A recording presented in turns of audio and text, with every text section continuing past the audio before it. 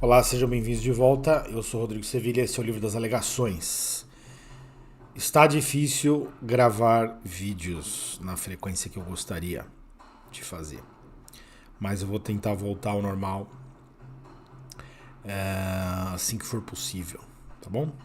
Hoje nós vamos falar de um assunto que é muito importante, talvez seja o mais importante para os cristãos e até para quem ainda não é e de repente vá se converter e possa ter que precisar de alguns esclarecimentos aí com relação a algumas coisas que podem acontecer no futuro, seja um futuro distante ou seja um futuro mais próximo, porque só Deus sabe o que vai acontecer, né? Eu não me preocupo, mas justamente por que eu não me preocupo? Porque eu tenho a tranquilidade no que eu acredito, né? E parte do meu trabalho é transmitir isso para que vocês possam fazer a opção, se assim desejarem, de também repousar numa crença de confiança no amor de Deus a tal ponto que você entenda que está tudo certo e vai acabar tudo bem para todo mundo que quiser que acabe bem, né? O texto, deixa eu ver o título aqui. Eu ainda tenho impresso o papel, mas eu não sei o título no papel. No meu site está escrito lá, ó. Por que a negação de Jesus como Filho de Deus é idolatria? Puxa vida, né? É um senhor assunto. Por quê? Eu antes até de ler o texto, eu vou brevemente explicar por que esse assunto é muito importante, muito interessante. Porque existe uma diferença entre ser cristão e ser outras coisas. Tá? O cristão, ele não é o único ser amado por Deus. Obviamente, não é disso que se trata.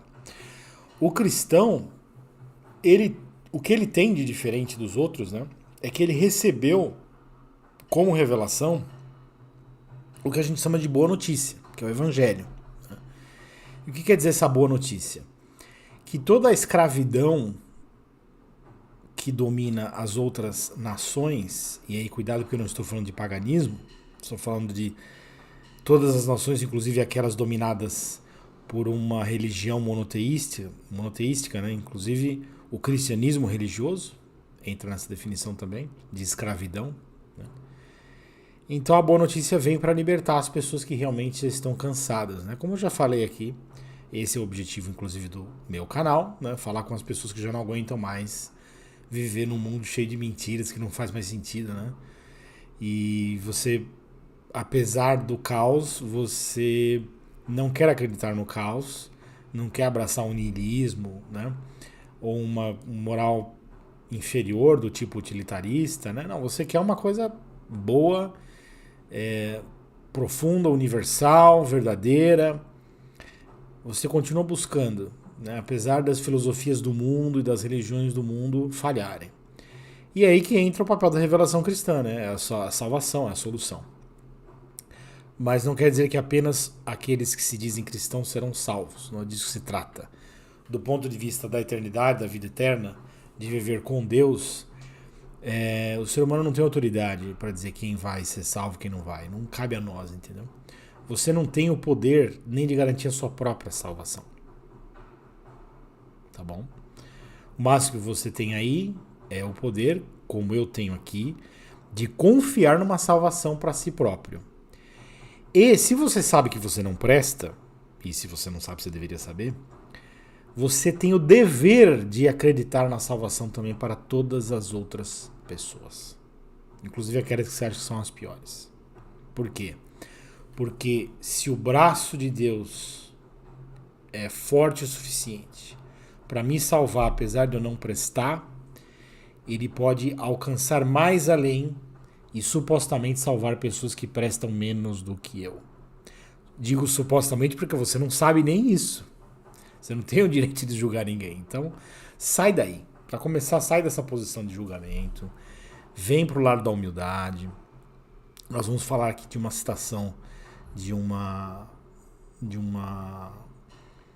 figura da patrística que eu me esqueci, acho que é Moisés o Negro, alguma coisa assim, o Preto, o Negro, não sei nem no Brasil como é que se fala isso aí, em português, né? Mas tem uma citação maravilhosa. Eu não conhecia, vinha conhecer apenas recentemente. E é boa como de outros caras da patrística. E trata da humildade, né? Coisa muito importante, muito fundamental. E me inspira até a querer voltar aos fundamentos da coisa, né? Tem tanta coisa interessante para trabalhar, sabe?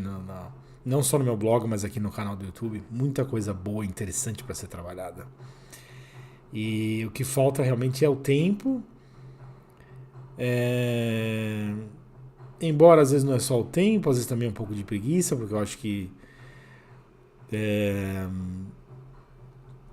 sei lá, parece que às vezes o tempo não está maduro o suficiente ainda para se fazer certas coisas, mas tem muitas possibilidades interessantes, sem dúvida, adiante, né? Vamos ver se as coisas dão certo para a gente avançar nos temas. Hoje o nosso tema é interessantíssimo e, como eu estava falando, para não fugir, não ficar muito caótica aqui essa apresentação, eu dizia, né, que o cristão ele tem uma revelação diferente das outras religiões, né? Inclusive o fiel cristão ele tem uma revelação diferente até daquela que o religioso cristão tem. E caso isso pareça confuso, eu recomendo você ir lá assistir o vídeo que a gente gravou recentemente. Eu gravei, né? Plural majestático ou plural de humildade, né? Modéstia. Que eu gravei recentemente um vídeo, né? Falando da diferença. Eu falei de 6 diferenças entre a vida religiosa e a espiritual. Vai lá no canal e assiste.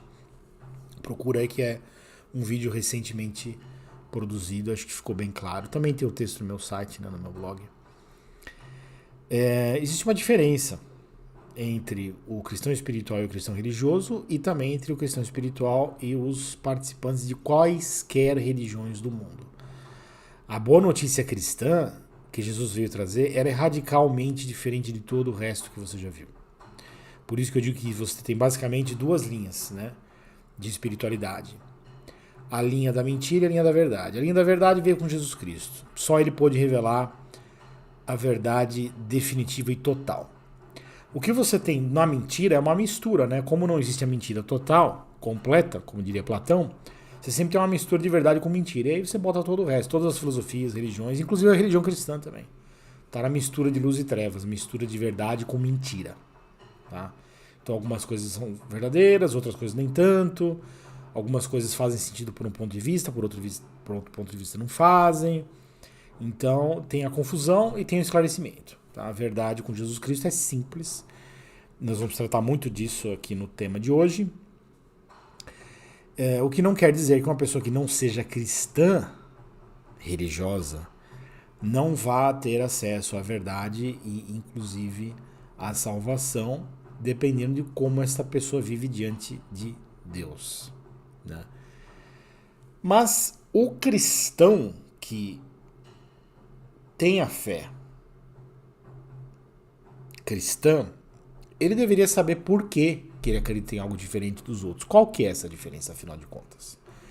E o vídeo de hoje é sobre isso. A diferença, basicamente, já vou dar um spoiler de cara para vocês. A diferença é que Jesus Cristo é Filho de Deus. E ele encarnou neste mundo para revelar Deus como o Pai e a si mesmo como o Filho. E nessa revelação está explicado, está revelado o sentido da coisa toda, de toda a existência. E de todas as existências possíveis, na verdade, né? Então até os ETs em outros mundos poderiam também descobrir em Jesus Cristo a chave para a existência deles, se eles quisessem, né? E tivessem acesso a isso de algum modo. Mas para não ficar aqui nessa digressão maluca logo no começo do vídeo, já ficou longo demais até, eu vou ler o texto e fazer as explicações necessárias, tá bom? Já falamos múltiplas vezes da pena de morte por decapitação para todos os cristãos que reafirmarem a divindade de Jesus como Filho de Deus, como punição pela desobediência à primeira das leis de Noé, as Noahide Laws, a serem implantadas durante o período da Grande Tribulação. Então nós já tratamos desse assunto, mas vamos fazer algumas observações aqui. Veja só. João, o apóstolo, ele já deu essa dica lá na Bíblia, tá? Já deu a dica lá no que ele escreveu, no testemunho que ele deu, dizendo que é o seguinte: o espírito do anticristo tem uma finalidade acima de todas, que é de negar que Jesus tenha sido, ou que seja, né? Porque ele está vivo, como sempre esteve, né? Ele experimentou a morte para vencer a morte, né? Mas Jesus Cristo é vida. Então, ele é hoje, como sempre foi e sempre será, o Filho de Deus. E o espírito do anticristo é o espírito que quer negar esta verdade, esta realidade. Tá? Agora, essa pena de decapitação para quem negar a filiação de Jesus Cristo, ela não é uma coisa que vai ser implantada apenas no futuro. Ela já é implantada hoje em alguns locais, onde você tem uma teocracia, como por exemplo, em alguns países muçulmanos, se o cristão quiser dar o testemunho disso. Né? Então, você pode até ter a permissão para ser cristão na sua vida privada, mas não na vida pública, num país que seja, né, governado pela Sharia lá, pela lei muçulmana, tá certo? Então, veja só, a pena de morte para quem acredita e dá o testemunho de que Jesus é o Filho de Deus, a pena de morte por decapitação já existe hoje no mundo, em vários países. Tá? De certo modo, o que a sinagoga de Satanás quer fazer? Né? Aqueles que se dizem judeus, mas não são. O que eles querem fazer é pegar esse negócio aí que os muçulmanos já têm em alguns países e expandir para o mundo inteiro. Entendeu? Tá? Como se o Islã tivesse uma prática que já é o plano do diabo para atender aos propósitos do messianismo cabalista lá da sinagoga de Satanás. Então nós vamos implementar um globalismo com o sionismo no centro.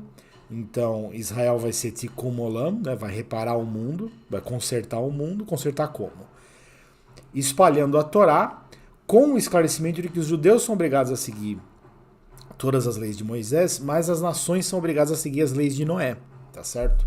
E a primeira lei de Noé é a lei de que você não pode praticar idolatria e, portanto, no entendimento dele, você não pode dizer que Jesus seja o Filho de Deus, porque aí você está supostamente adorando a dois deuses, o Pai e o Filho, ou até três, né?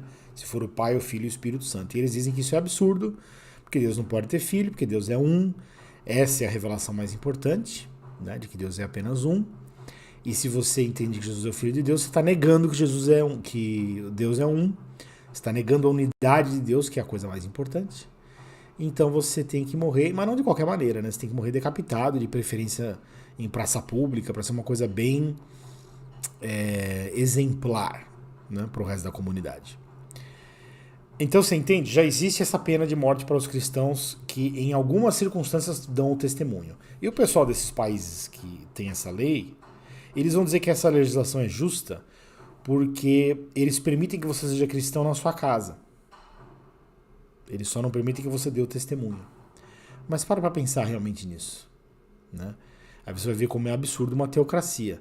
Agora, aqui no Ocidente não estamos muito melhor não, viu? Porque tem países que estão flertando com a possibilidade de um governo teocrático, né? Inclusive o fundamentalismo cristão lá nos Estados Unidos, né? Agora você tem um presidente, né, da Câmara dos Deputados lá, o Speaker of the House, que foi eleito recentemente, que parece que ele é um desses fundamentalistas aí do Bible Belt dos Estados Unidos, o fundamentalismo evangélico, que é totalmente sionista, cabalista, maçônico, é tudo a mesma coisa, né? Então, a mesma coisa que essas teocracias islâmicas praticam contra os cristãos que ousam dar o testemunho de que Jesus é Filho de Deus, pode acontecer, por incrível que pareça, a mesma coisa nos países cristãos. Isso pode parecer muito estranho. Você vai falar, não, peraí, isso é muito maluco.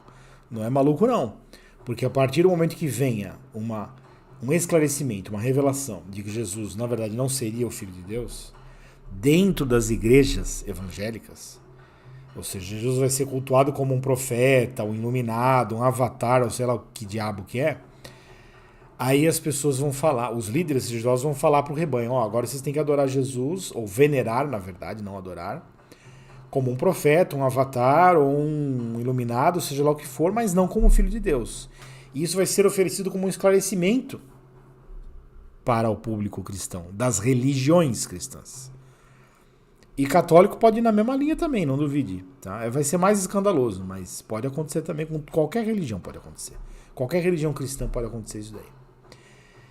E aí você pode ter uma coisa parecida com a Sharia lá dos muçulmanos nos países ocidentais.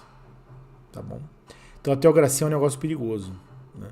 E eu não sou tão liberal assim quanto possa parecer por dizer isso. Eu sou contra a tirania e a violência. Né? Esse é o meu problema. Né? Em termos de política, a minha visão é muito simples. Você tem que descentralizar o poder. Desconcentrar o poder. E aí é óbvio que o pessoal que quer ter o poder, eles criam todo tipo de ameaça, inclusive o terrorismo, para falar para as pessoas, nós precisamos de uma proteção contra essa desordem, contra esse caos. E as pessoas se cagam nas calças e buscam o primeiro ditadorzinho de merda que eles encontram na esquina, né? O que eu posso fazer? As pessoas agem dessa maneira, e eu entendo a dinâmica da coisa, né? Mas a gente não deveria nem estar aqui em primeiro lugar. Então a minha consolação é que eu não vou botar mais nenhuma alma inocente nesse puteiro que é este mundo aqui. Entendeu? Quem fez isso e quem está fazendo isso tem que ter mais preocupações do que eu tenho que ter. Né? Minha preocupação é ter o esclarecimento suficiente para que, se algum vagabundo desses quiser, algum condenado desses, um infeliz, quiser arrancar minha cabeça, eu tenho que saber por que o cara está arrancando a minha cabeça, entendeu? Eu tenho que ter clareza de consciência para ficar em paz. E, na verdade, pedir para Deus me dar a força pela razão correta, entendeu? Porque essa é que é a questão. Se você não souber por que as coisas estão acontecendo, quando baterem na sua porta, você não vai ter como reagir. Você vai ficar perdidaço ou perdidaça. E por que isso? Se a gente pode ter um esclarecimento, é bom que tenha, entendeu? Então você tem que fazer a sua escolha. Se a sua escolha for a de confiar na revelação cristã, a verdadeira, né? Independente do que as religiões vão falar e os líderes religiosos vão falar, então você tem que saber que Jesus é o Filho de Deus e você tem que saber por que isso importa. Não simplesmente um dogma, entendeu? O meu objetivo aqui, com este vídeo, é falar sobre esse assunto, para que você entenda que esse papo de que Jesus é Filho de Deus não pode ser só um papo. É justamente essa que é a questão. Não pode ser só um papo. Deve ser uma coisa que você é capaz de afirmar, que você acredita nisso, que você tem fé nisso, com um fundamento importante, sólido, firme no seu coração. Senão, não adianta nada. Se for da boca para fora, a partir do momento que se tornar inconveniente dar o testemunho de que Jesus é Filho de Deus, você vai deixar de fazer isso. Então, esse é o tema, tá? Eu quero entender junto com vocês por que é importante o cristão saber que Jesus é o Filho de Deus, tá? Não é simplesmente um dogma que alguém veio trazer para você repetir. Não é assim, tá? Não é uma coisa mecânica, isso é religião, né? Então o apóstolo João falou que o anticristo vai negar que Jesus é o Filho de Deus. Logo, para eu ser um cristão verdadeiro e ser reconhecido, inclusive por Deus como um cristão verdadeiro, tudo que eu devo fazer é dar o testemunho que Jesus é o Filho de Deus. Não é isso. Porque se você realmente não acredita nisso, não tem convicção, você realmente não acredita em nada. E aí quando o seu pescocinho estiver na guilhotina, você vai mijar. Você vai peidar. Você vai falar, não, me tira daqui. Não, Jesus é o que vocês quiserem. Profeta, avatar, iluminado, o que vocês quiserem. Me tira desse negócio aqui. Porque você vai querer salvar esta parte importante do seu corpinho. Né? Você vai querer preservar a sua cabeça em cima do seu pescoço. Como é natural que a gente queira, aliás. Né? Não tem nada de errado em você querer preservar a sua vida. Você querer guardar a sua vida. Mas se alguém quer tirar a sua vida por uma razão, e ela te dá inclusive a opção de você dizer se você quer ou não sofrer essa sentença, né? Uma execução de uma sentença, ou seja, existe um processo. Tá? Não estou falando de morte, como é que se diz? Indiscriminada, como está acontecendo em Gaza lá agora na guerra, né? Que as pessoas saem matando e não querem nem saber. Não estou falando disso aí, porque isso aí você não tem nada o que fazer, né? Que nem um terremoto, você morre num terremoto ou numa enchente, um furacão, um desastre natural, qualquer não tem o que você fazer. E uma guerra funciona mais ou menos como um desastre natural, né? Se você é parte do dano colateral, não há muito o que fazer a respeito. Eu estou falando de um processo. Um processo. Você vai ser processado ou processada. Alguém vai querer tirar satisfação com você a respeito da sua crença. Porque o mundo vai estar, supondo que isso aconteça no período da grande tribulação, mas cuidado porque pode não ser isso. Tá? Eu falo da grande tribulação porque é o fenômeno mais espetacular da história para o qual todo cristão tem que estar preparado. Vigilante. Preparado que eu digo é vigilante, atento, esperto. Não estou falando para ficar aterrorizado e com medo também, porque Jesus falou que não é para ficar com medo, não. Mas ele falou, vigiai. Tem que vigiar. Você tem que perceber o sinal dos tempos e estar preparado para o que está vindo. Preparado no sentido espiritual. Faz parte dessa preparação no sentido espiritual o discernimento da sua própria crença, da sua própria fé. E é disso que se trata aqui. É disso que eu estou falando. Por isso que é importante. Não é simplesmente você falar, eu sou cristão, acabou. Não é assim. Você vai ser processado. Nesse processo, vão ter pessoas especialmente qualificadas para falar do ponto de vista da autoridade da religião, inclusive da religião cristã, para tentar te convencer com argumentos muito razoáveis a aceitar o fato que a humanidade inteira vai estar aceitando de que Jesus não é o Filho de Deus. É muito forte. Você não vai aguentar se for da boca para fora. Você tem que ter uma convicção muito séria de que não é assim.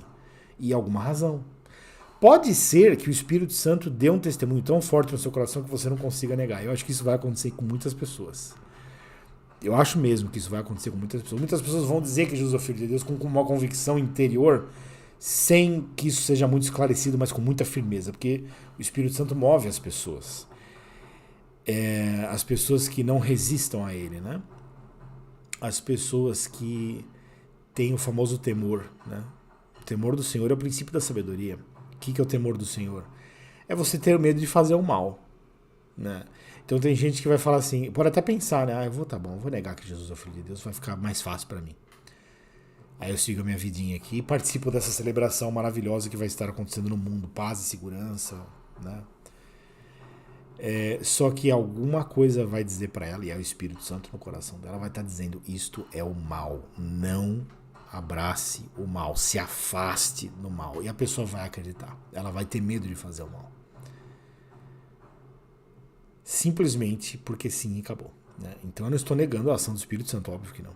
Mas faz parte também da ação do Espírito Santo produzir o discernimento para as pessoas que queiram ter o discernimento e o esclarecimento. E provavelmente se você está assistindo esse vídeo é porque alguma relação com esse desígnio divino você tem, porque senão você estaria aqui assistindo por quê? Né? Então vão ter pessoas que vão confiar na divindade de Jesus até o fim por um processo independente da consciência e de discernimento. Mas vão ter pessoas que não, que vão precisar um pouco mais de esclarecimento, talvez até para dar testemunho para outras pessoas. E provavelmente nós aqui temos alguma coisa a ver com isso, porque é o tema que eu estou tratando. Né? E eis a questão. Com a grande tribulação, isso é importante dizer logo de cara, eu não sei o que está acontecendo. Né? Só Deus sabe o que vai acontecer. Mas você sempre tem que estar preparado para dar um testemunho qualificado e esclarecido, com discernimento, porque isso pode ser exigido a qualquer momento. Você entende? Como é que você sabe por onde vai vir a necessidade de você dar um testemunho verdadeiro? Você nunca sabe a circunstância, o momento. Ou simplesmente, às vezes é até para o benefício de um terceiro, né, de uma outra pessoa, que você dê um testemunho qualificado, para que essa pessoa receba a mensagem e faça uso disso de uma maneira que você nem vai saber qual é. Tá? Então, nós temos que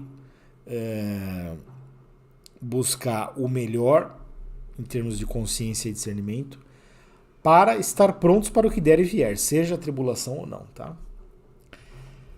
Mas a consciência do cristão deve estar tranquila com relação à sua própria crença, não movida por uma obediência a uma programação externa. Estou fazendo alerta aqui da religião, cuidado. Como é o caso dos religiosos que perseguirão os cristãos espirituais amando dos seus líderes, mas por uma convicção interior.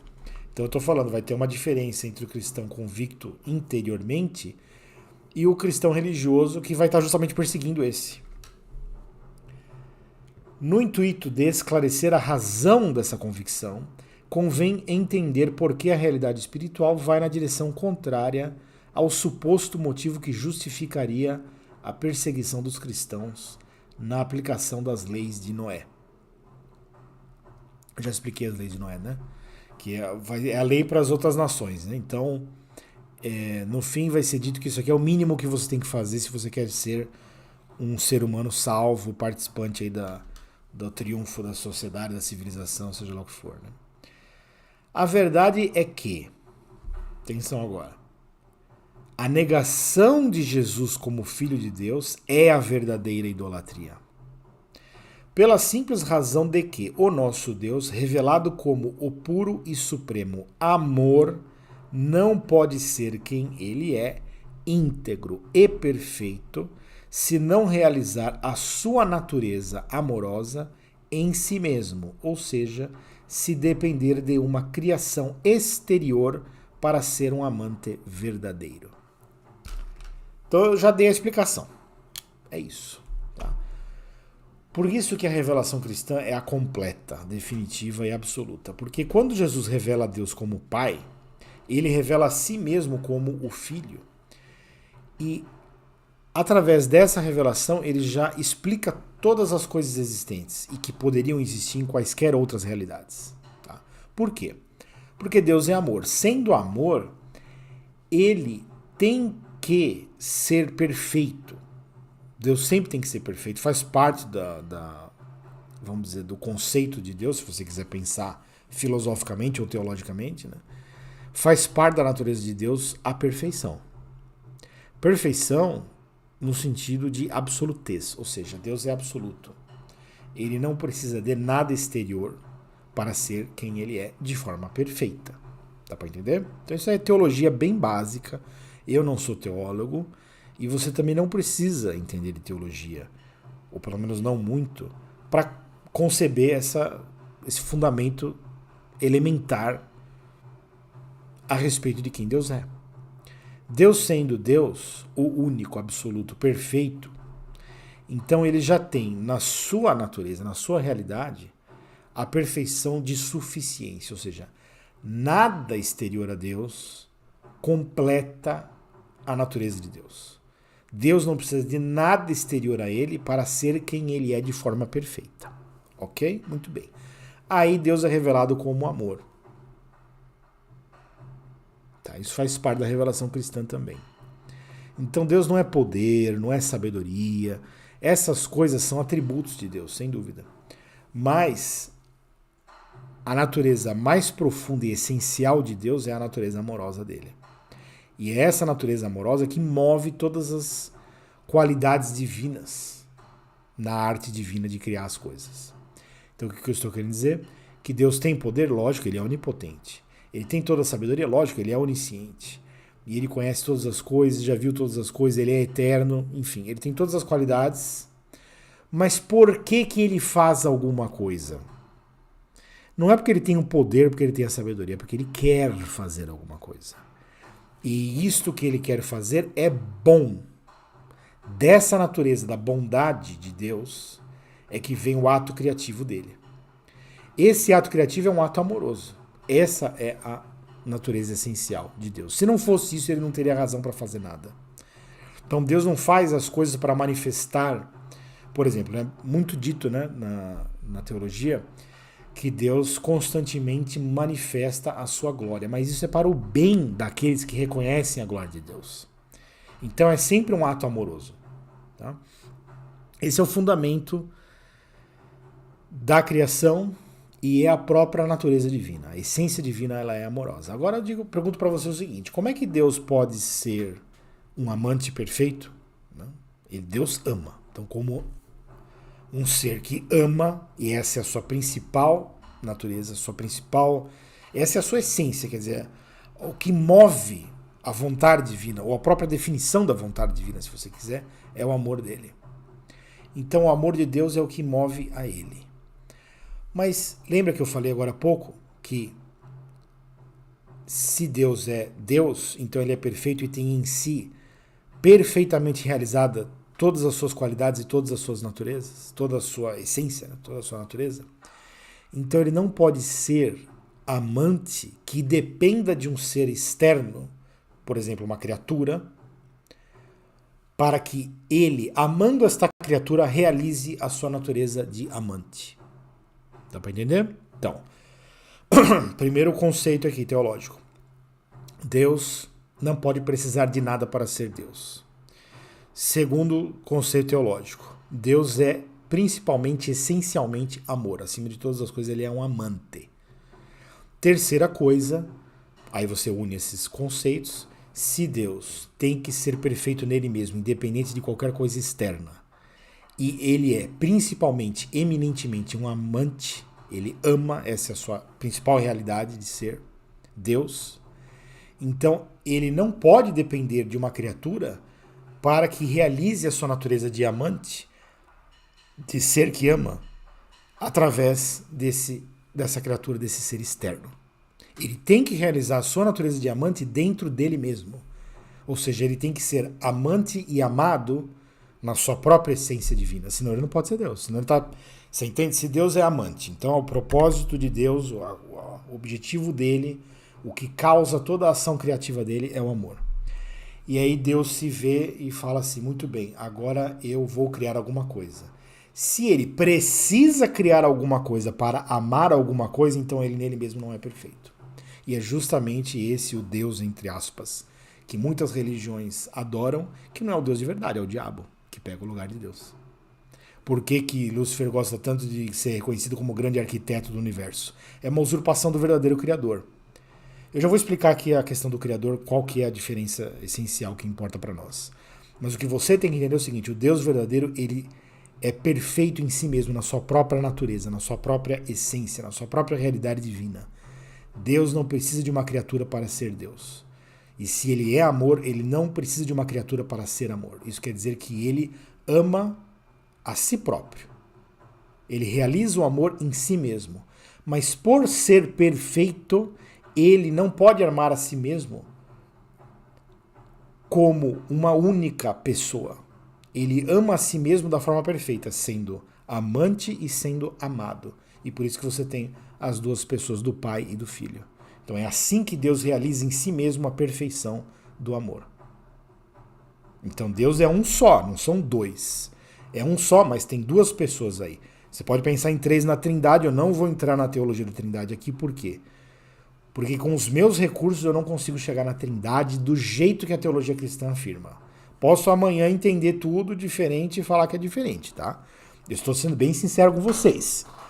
Hoje eu, Rodrigo Sevilha, dia 1º de novembro de 2023, não posso falar para vocês da Trindade com a mesma segurança que eu posso falar do Pai e do Filho. Tá? Ou seja, eu sei que a tradição cristã fala que Deus é um Deus, são três pessoas, né? A Santíssima Trindade e tal. Eu sei que existe o dogma, mas eu não sou membro de uma religião. Ou seja, eu não preciso chegar aqui e falar, olha, o dogma é esse, é melhor você acreditar nisso e acabou. O meu processo não é esse daí. O meu negócio é o convencimento, eu tenho que me convencer das coisas. Senão, pra mim não vale nada. Eu tô só sendo parte de um clube. É que nem ser corintiano ou palmeirense. Pra mim, a fé não tem nada a ver com isso. Vida espiritual é uma convicção interior que eu tenho que ter.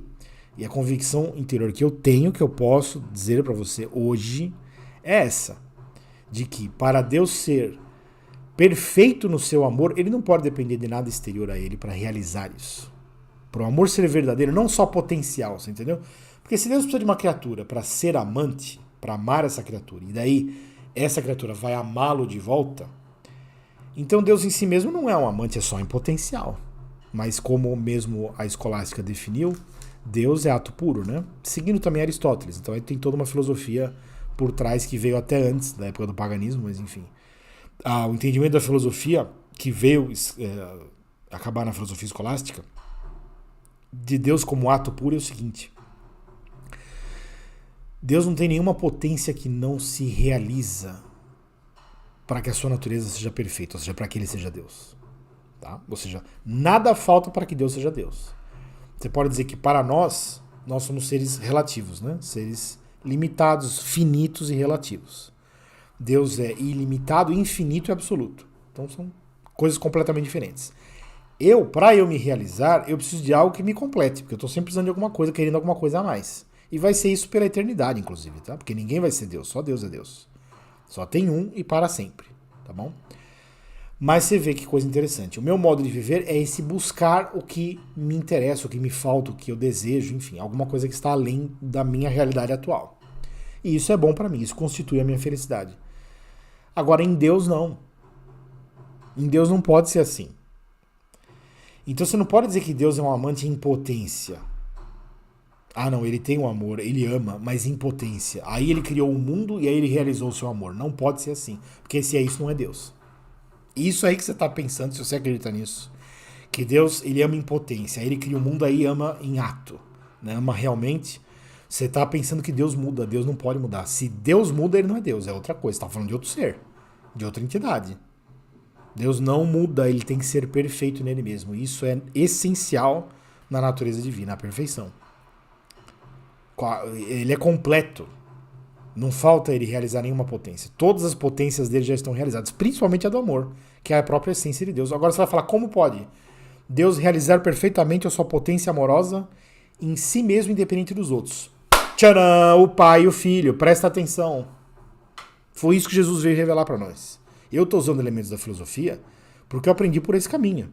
Mas você pode chegar aí por si mesmo, porque a filosofia, no final das contas, é uma lógica natural. Ela deriva da lógica natural. Se você pensar no testemunho que Jesus deu, vamos supor que você tenha muito medo da filosofia grega. Ai, meu Deus, esses caras pagãos vão estragar a minha vida. Tá bom, então faz o seguinte. Usa os recursos da razão natural que Deus mesmo te deu. Pode usar que você vai chegar na mesma conclusão. Você vai compreender, se você quiser também, né? Porque se você não quiser, você pode até desligar esse vídeo e ir embora. Né? Você está assistindo porque você quer. Você está tentando compreender porque você quer. Mas isso pode ser bom para você, senão até porque você estaria aqui, né? Então você pode prescindir da filosofia e ir direto no Jesus Cristo, o testemunho que ele dá. E nós vamos falar aqui de algumas citações, inclusive, da Bíblia, nesse sentido. Mas o principal é o seguinte, minha gente, entendam que Deus nele mesmo realiza o amor perfeitamente e sempre realizou, porque Deus é eterno. E as pessoas divinas também são eternas. O Pai é eterno e o Filho também é eterno. Por isso que Jesus não é filho de Deus no sentido... assim que o pessoal engana os religiosos, os líderes religiosos, é assim que eles enganam, tanto os judeus quanto os muçulmanos. Eles falam, os cristãos acham que o Filho de Deus nasceu da Virgem Maria. Não, não, não, não, não.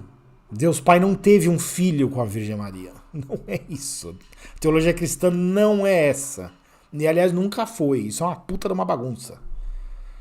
Tá certo que os ortodoxos têm aquele negócio do Theotokos, né? Que é o título que eles dão à Virgem Maria de Mãe de Deus, num sentido aí já esotérico, que já é o do eterno feminino, aí já vira bagunça, já vira cabalismo, já vira todo misticismo bagunçado do paganismo de novo. Não, a teologia cristã verdadeira reconhece a Virgem Maria como a mãe de Jesus Cristo, o Filho de Deus, que encarnou neste mundo. Então a Virgem Maria é a mãe de Jesus encarnado neste mundo. Ela é a mãe do Jesus encarnado.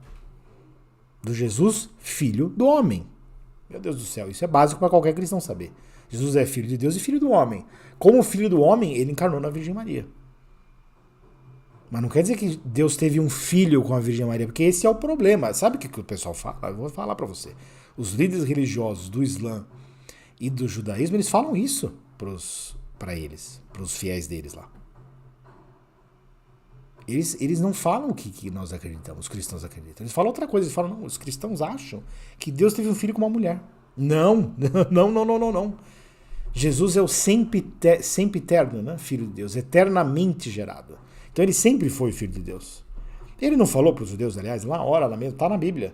Na hora que os caras questionaram, ele falou. Aliás, esse é o principal momento em que Jesus revelou a divindade dele.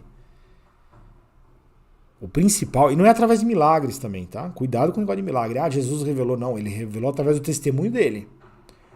Quando ele falou, antes que Abraão fosse, eu sou. Antes que Abraão fosse, eu sou. Então ele não veio da Virgem Maria. Ele é o Filho de Deus. Ele sempre foi o Filho de Deus. Ele é eterno, como o Pai é eterno. Porque o Deus é um só, não são dois, é um só. O cristão acredita num Deus só. E o cristão, na verdade, é o único que acredita num único Deus. Por quê? Porque todos os outros acreditam num Deus que não tem a perfeição amorosa em si mesmo. E precisa de algum ato criativo para amar de fato, perfeitamente. Dá pra entender? É engraçado, né? Mas reflete sobre isso aí, porque esse é o tema de hoje aqui, tá?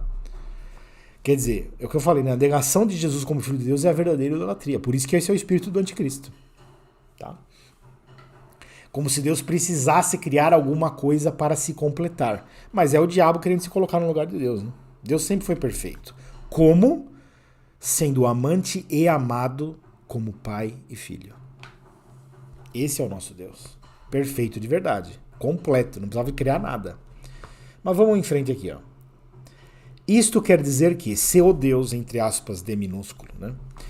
Se o Deus que não é pai e filho não é amante e amado em si mesmo, de modo que o seu relacionamento com a criação não é gratuito e analógico ao relacionamento entre o pai e o filho, mas uma necessidade para que pudesse ser amante de fato.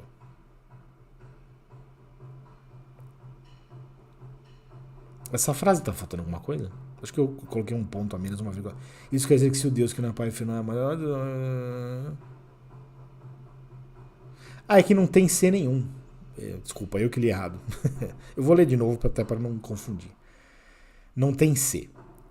É simplesmente o seguinte. Isso quer dizer que o Deus que não é pai e filho não é amante e amado em si mesmo, de modo que o seu relacionamento com a criação não é gratuito e analógico ao relacionamento entre o pai e o filho, mas uma necessidade para que pudesse ser amante de fato. Então o falso Deus, ele precisa de uma criação para se realizar como Deus. Tá pra entender? Aliás, essa é a obsessão do diabo. Por que o diabo quer ter o domínio sobre todas as criaturas? Porque se ele não for adorado pelas criaturas, ele não pode se ver como um Deus. Mas o Deus verdadeiro pode. Porque ele em si mesmo ele é amante e amado, na pessoa do pai e do filho. Dá pra entender? É aí que o diabo se revela, na verdade. Principalmente nisso aqui. E é aí também que Jesus se revela como Filho de Deus. E como o único que veio trazer a verdade plena para a humanidade. Ora, o Deus, entre aspas, D minúsculo, que precisa criar algo exterior para ser Deus, não é Deus de fato. Pois não tem uma essência absoluta, somente relativa. É somente um Deus, entre aspas, D minúsculo, perante uma criatura que o reconheça como tal neste relacionamento. É isso que o diabo quer. Assim, o Deus, entre aspas, D minúsculo, que precisa de uma criação para ser Deus plenamente, não tem em si a verdadeira substância divina do Deus que é sempre suficiente em sua natureza interior e, portanto, é sempre um falso Deus, um ídolo. Quando Jesus revelou o Pai como amor, revelou-se a si mesmo como o Filho que satisfez eternamente a natureza amorosa de Deus. Isso aqui é a chave do negócio. Eu vou até repetir essa frase que eu escrevi. Quando Jesus revelou o Pai como amor, revelou-se a si mesmo como o Filho que satisfez eternamente a natureza amorosa de Deus. As pessoas divinas do Pai e do Filho não negam a unidade de Deus. Ao contrário, reafirmam essa unidade desde que, para ser apenas um e absoluto, Deus experimenta a realidade de ser amante e amado eternamente em si mesmo, de modo perfeito, totalmente independente de qualquer ato criativo no tempo. Ato este que sempre é gratuito e analógico ao amor perfeito que Deus realiza eternamente em sua própria essência divina. Então, por que todo ato criativo de Deus é puramente amoroso, gratuito, totalmente amoroso, é pura graça, porque ele não precisa disso para ser quem ele é. Pegou? Pegou? E é analógico. Toda a criação divina é analógica. Por quê? O Pai gerando eternamente o Filho nessa relação amorosa, ele já tem o modelo para todas as coisas que vão existir. Tá? Aí entra um pouco em questões teológicas mais detalhadas, mas funciona como analogia porque Deus realizou o amor em si mesmo eternamente. É uma realidade eterna dentro de Deus. E essa relação amorosa entre pai e filho é perfeita. O que Deus faz? Usa esta relação amorosa como modelo para criar todas as coisas. Então todas as coisas são criadas a partir dele. É daí que a gente vai para João capítulo 1. No princípio era o verbo era Deus e o verbo estava junto de Deus. Ou seja, está falando o quê? Que no princípio Deus era perfeito em si mesmo, amante e amado, o Pai e o Filho. É a partir dessa perfeição que Deus cria todas as coisas em analogia a uma perfeição que já está realizada dentro dele.